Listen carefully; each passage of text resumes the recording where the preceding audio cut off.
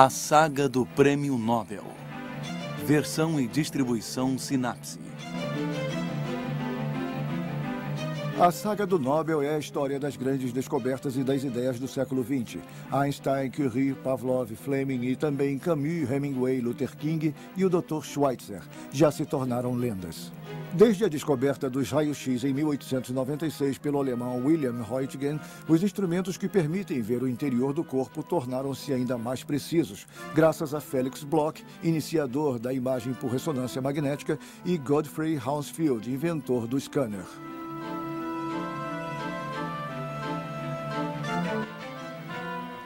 Os instrumentos da medicina. O interior do corpo humano é uma das regiões onde a ciência mais demorou a se aventurar. No entanto, a partir de 1230, uma lei promulgada pelo imperador Frederico II obriga os estudantes de medicina a praticar a anatomia, limitando-se à dissecação de corpos humanos. Lei a qual o papado responde excomungando o imperador profanador de cadáveres. É preciso esperar até a Renascença para que os estudantes de medicina possam assistir sem medo às aulas de dissecação e para que artistas como Leonardo da Vinci e médicos como Vesali procedam ao recenseamento sistemático da máquina humana. Até o fim do século XIX, a imagem médica é aperfeiçoada na descrição minuciosa dos corpos e das patologias. Mas não é uma contradição querer tratar seres vivos com base em observações feitas em cadáveres? A não ser que... Sim, a não ser que se pudesse esfolar o paciente vivo, camada por camada. Eu não havia falado do meu trabalho com ninguém. Eu dizia para minha mulher que eu estava fazendo uma coisa que as pessoas, quando soubessem, diriam que Röntgen enlouqueceu. No dia 1º de janeiro de 1896, enviei trechos de artigos meus e o diabo foi solto. 27 de março de 1845, 16 horas. Friedrich Röntgen, comerciante de tecidos da cidade de Lennep, perto de Colônia, e sua esposa Charlotte Constance estão recebendo neste mundo seu filho William, futuro primeiro prêmio Nobel de Física da história. A criança que parece ter a mente sadia tampouco parece estar possuída pelo demônio, nem mesmo pelo do saber. Seus pais sabem da sua expulsão definitiva e sem diploma aos 17 anos da Escola Técnica de Utrecht, na Holanda, para onde a família havia emigrado. William, na verdade, é um aluno que promete, e a expulsão só deveria aumentar o seu mérito. Na verdade, ele não quis denunciar um colega, autor da caricatura de um professor impopular. Felizmente, há em Zurique uma escola politécnica que aceita alunos por concurso. Ele é admitido nessa escola em 1865. É também em Zurique que ele encontra sua futura esposa, Anna Bertha Ludwig. Ela é filha de um liberal alemão exilado, dono do bar Zum Grünen Glas, onde se reúnem os estudantes. As noitadas nos bares e restaurantes não o impedem de defender a sua tese Estudo sobre os Gases, em agosto de 1868, obtendo assim o seu doutorado aos 24 anos. Dá aulas de física em 3 cidades da Alemanha, sucessivamente, entre elas Estrasburgo, antes de ser nomeado diretor do recente Instituto de Física da Universidade de Würzburg, em 1888. Aos 43 anos, Röntgen já é um pesquisador reconhecido. A universidade fica no centro da cidade. Herr Professor Röntgen e sua esposa moram no último andar do instituto. Não tendo filhos, adotam a sobrinha. No verão, os Röntgen e seus amigos fazem passeios pelas florestas, onde o físico se entrega à sua paixão, a fotografia. O outono é dedicado à caça e o inverno às corridas de trenó. Na cidade, seu modo de ser é considerado bem pouco convencional. Sim, um lunático. Conta-se que durante um passeio com sua esposa, ele avista uma carruagem. Chama um cocheiro, dá seu endereço, paga a corrida e manda sua esposa subir e continua sozinho a sua caminhada. Para o professor Philippe Lenard, honrado doutor, como eu gostaria de reproduzir sua importantíssima experiência, encomendei um tubo de eficiência comprovada da Miller-Unkel. Poderia Vossa Excelência indicar-me um produtor confiável para a janela de folha de alumínio? Muito respeitosamente, W. Röntgen. Röntgen está com 50 anos quando escreve esta carta a Philippe Lenard, assistente do célebre Hertz. O descobridor das ondas eletromagnéticas acabara de morrer e seu aluno retomava os trabalhos sobre os raios catódicos num tubo a vácuo. O tubo a vácuo é uma bolha de vidro dentro da qual foi colocado um cátodo e um anodo, e onde se criou o vácuo. Quando se faz passar uma descarga elétrica, uma fluorescência se produz na parede do tubo que está atrás do anodo, evidenciando uma radiação emitida pelo cátodo. Lenard resolve colocar uma fina e opaca janela de folha de alumínio sobre esta parede. Ele constata que os raios catódicos atravessam o alumínio e até a distância de alguns centímetros para fora do tubo tem um efeito luminescente sobre sais fluorescentes e podem até mesmo manchar uma chapa fotográfica. Ao fazer os raios catódicos passarem através de uma folha de alumínio, Lenard contradiz a teoria do inglês Sir William Crookes. Se os raios catódicos fossem um fluxo de partículas elétricas ou uma matéria radiante, como definidas por Sir William, eles não poderiam atravessar a matéria.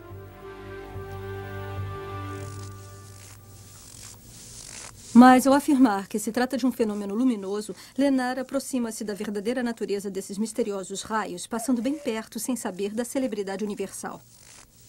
Para o professor W.C. Roentgen. Muito honrado professor. No momento não disponho de um bom fabricante, por isso envio 2 folhas do meu estoque. Elas têm 0,005 milímetros de espessura. Respeitosamente, Philippe Lenard. Sexta-feira, 8 de novembro de 1895, final da tarde. Roentgen acaba de refazer a experiência de Lenard. Muda alguns parâmetros a fim de conhecer melhor a natureza dos raios catódicos. Para isso, Roentgen decide utilizar um tubo a vácuo com a parede de vidro bem espessa, porém transparente. Aumentando a descarga elétrica, ele quer verificar se os raios catódicos poderiam sensibilizar uma tela revestida de partículas fluorescentes. Roentgen confecciona uma capa de cartolina preta a fim de evitar que a própria luminescência do tubo influa na experiência. Para testar a opacidade de sua instalação, ele escurece o ambiente e envia uma descarga de alta tensão dentro do tubo. Ele constata com satisfação a opacidade da cartolina.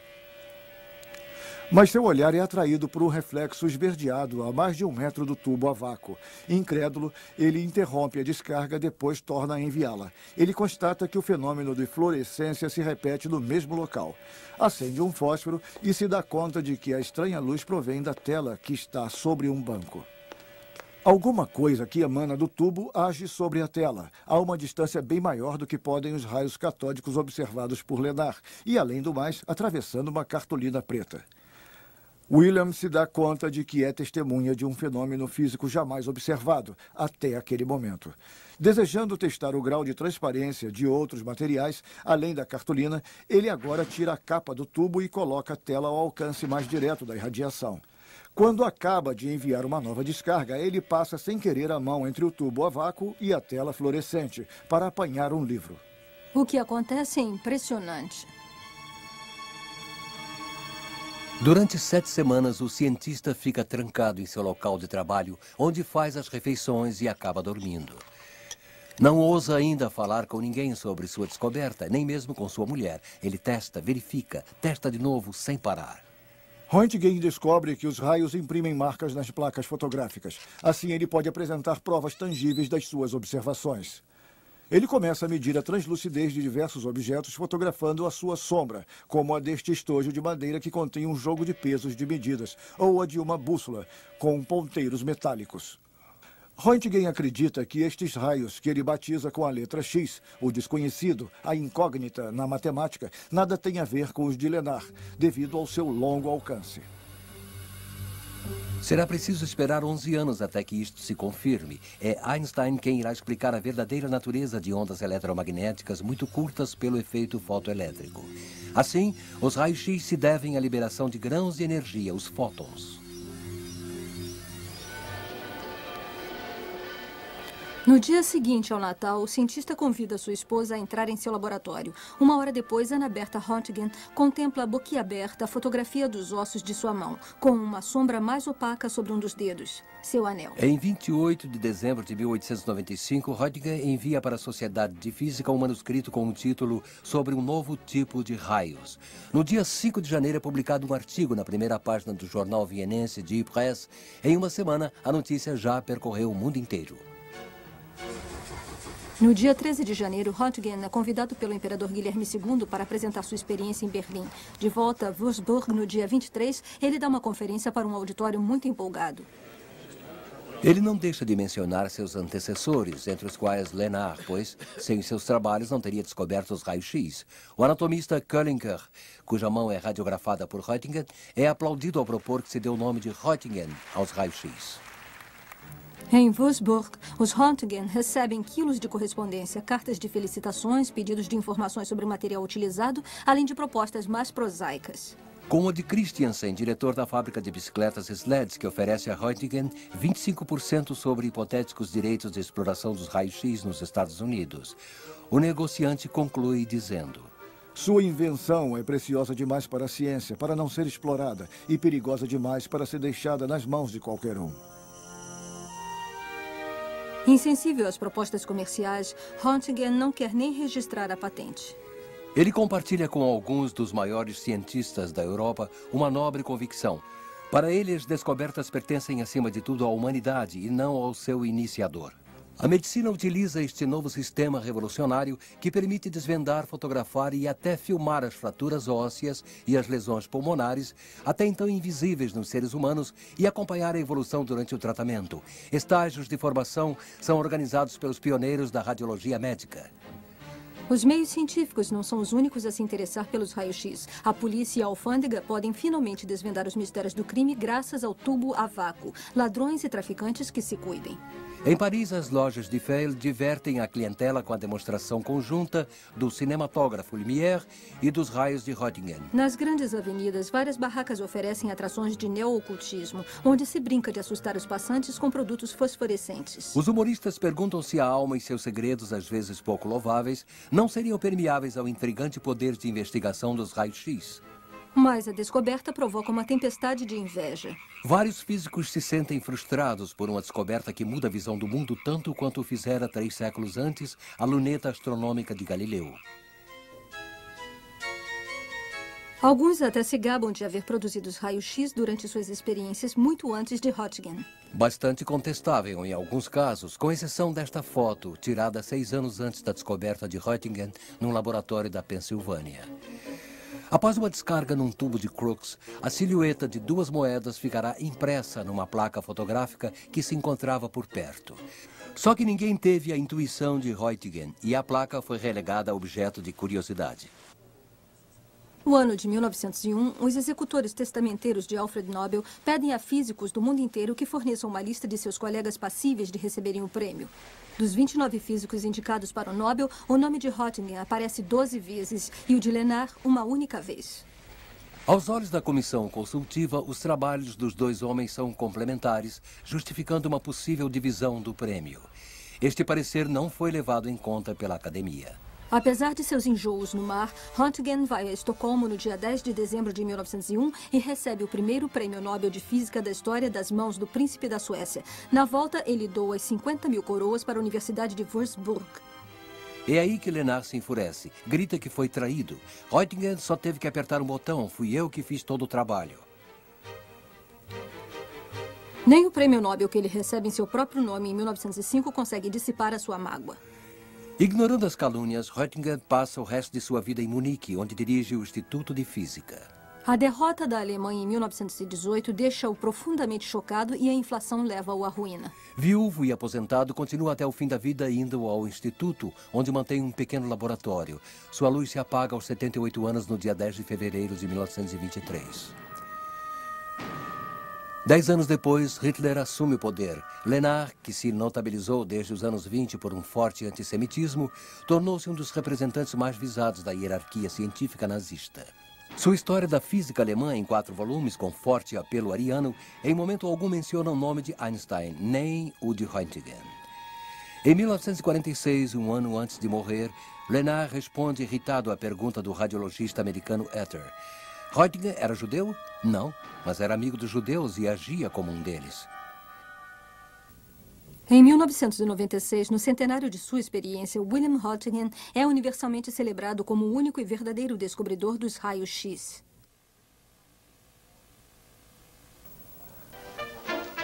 Há algum tempo, os maîtres d'hôtel afirmam que as lâminas de barbear são melhores quando são azuis. Aliás, os raios-x demonstram que elas são mais fáceis de digerir quando bem preparadas. Durante este século, a radiologia não parou de progredir sob o aspecto técnico. Estes avanços foram possíveis graças à resolução de dois problemas maiores. Logo se percebeu o quanto a irradiação é nociva. Foram constatadas graves lesões cutâneas nos pacientes expostos aos raios durante muito tempo, assim como nos médicos que manuseavam os tubos a vácuo. Alguns pioneiros da radiologia acabaram até morrendo. Procurou-se então reduzir o tempo de exposição aos raios-x, aumentando a intensidade do feixe. Para proteger os que manuseavam os aparelhos, foram fabricadas proteções de chumbo e cabines isolantes.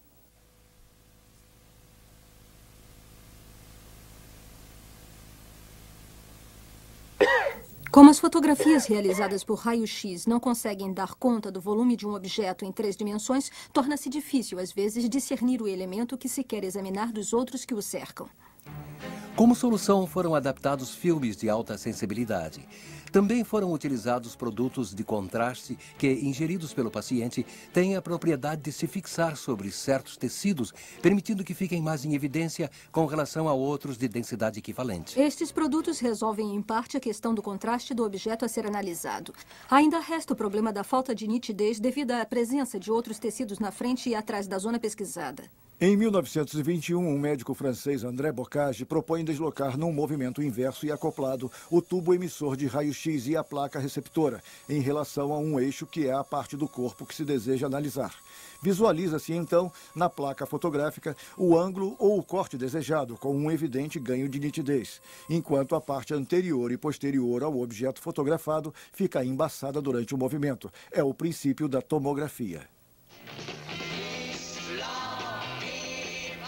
1968 é um ano excelente para a gravadora e produtora britânica EMI. Ela acaba de lançar simultaneamente 2 produtos revolucionários de seus estúdios de gravação, o mítico álbum duplo dos Beatles, e de seus laboratórios de Hayes, o protótipo do scanner de raios-x. Eu fui procurar cérebros de boi nos abatedouros, mas eles estavam sempre danificados pelos métodos de abate. Resolvi, então, atravessar Londres para encontrar um local onde o animal fosse sangrado para ser abatido. Mas não era nada agradável transportar cérebros através da cidade, dentro de sacos de papel.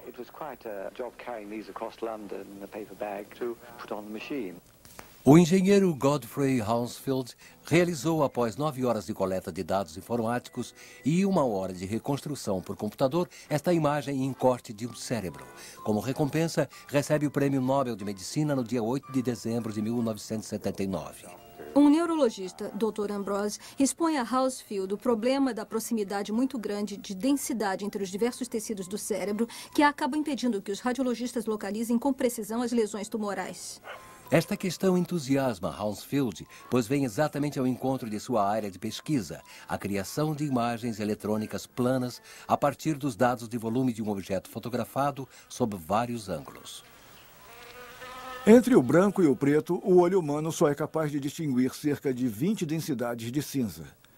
O ideal seria inventar olhos capazes de armazenar, processar e restituir um número muito maior de informações em densidade do que é capaz o olho humano. É exatamente a isto que se dedica a Hounsfield.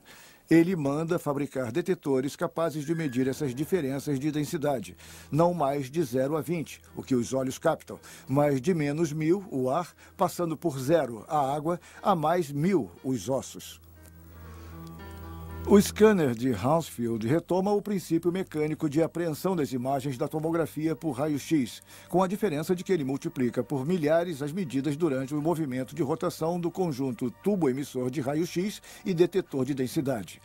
A seguir, basta coletar via informática os múltiplos dados de volume do corte anatômico, os voxels, que se pode traduzir em dados bidimensionais, os pixels. Para obter uma imagem na qual se possam discernir as diversas densidades dos tecidos, selecionam-se em relação à escala de densidade compreendida entre menos 1000 e mais 1000, cerca de 20 valores de cinza, a fim de se obter uma imagem legível a olho nu. No final de agosto de 1971, um scanner de uso médico é instalado no hospital de Wimbledon. Mas só 6 meses depois, a direção do hospital vai aceitar que o Dr. Ambrose utilize a máquina para o primeiro exame do crânio de uma paciente, no qual se descobre com sucesso a presença de uma lesão. Hoje em dia, o princípio permanece o mesmo, mas as máquinas foram aperfeiçoadas. O tempo de cálculo diminuiu, os captadores se multiplicaram e permitem uma melhor qualidade da imagem. Hoje se pode escanear todo o corpo humano e produzir imagens digitais em 3 dimensões. Mas a captação de imagens médicas continua evoluindo. Em 1952, Felix Bloch divide o Prêmio Nobel de Física com Edward Purcell pela descoberta da ressonância magnética. Eles deram origem a uma nova técnica de investigação, a captação de imagens por ressonância magnética. Como a ressonância magnética não utiliza os raios-x, deixa de existir o perigo. Em 1930, Felix Bloch é um jovem físico suíço de 25 anos. Na Universidade de Leipzig, ele convive com os maiores nomes da mecânica quântica, como Werner Heisenberg. Quando passam a vigorar as leis raciais que proíbem o ensino nas universidades aos judeus, Bloch, embora judeu, não é hostilizado por ser de nacionalidade suíça. Sobre os nazistas, ele diz: "Eu os desprezava desde o início e resolvi pedir a minha demissão." Bloch volta para Zurique e vai trabalhar algum tempo em Roma com Fermi. No início de 1934, recebe uma proposta de emprego da Universidade de Stanford, na Califórnia.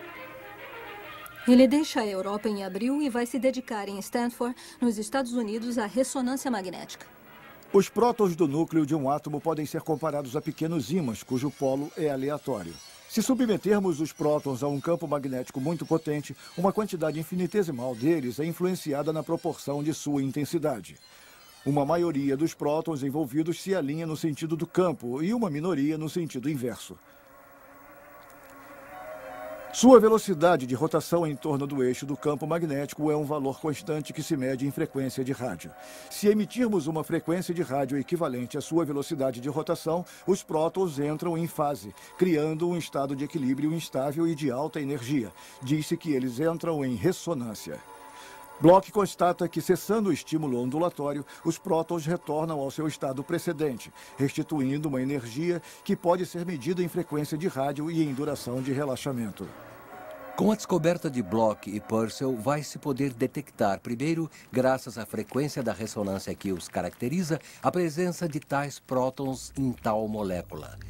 Em seguida, interpretando sua duração de relaxamento, poder-se-á determinar seu grau de concentração, permitindo a identificação do meio tissular em que ele se encontra, osso, tecido mole ou água.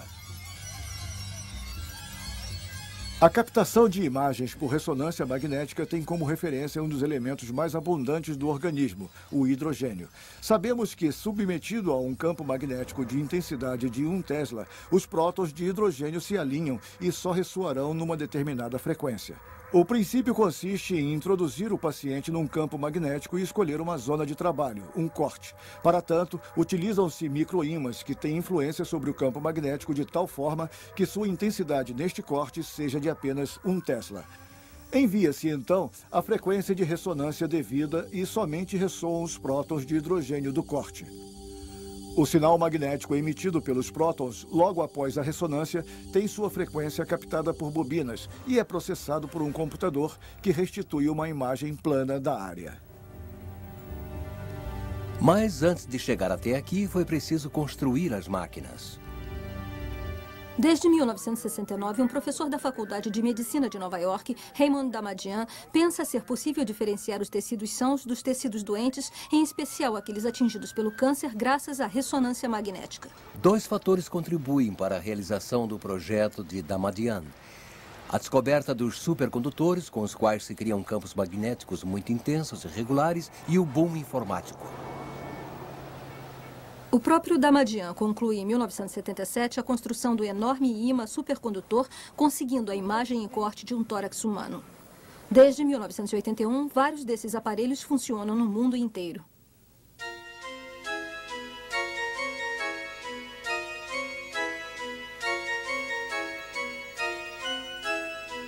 Em um século, a captação de imagens médicas, que permite estudar ao vivo a anatomia dos órgãos e a evolução das patologias, tornou-se uma ferramenta indispensável à medicina. A radiografia, o scanner, a ressonância magnética e também a ecografia e a cintilografia permitem-nos explorar a parte, por menor que seja, do corpo com uma precisão cada vez maior. Graças às diferentes técnicas de investigação, não é mais preciso abrir um corpo humano para fazer um diagnóstico.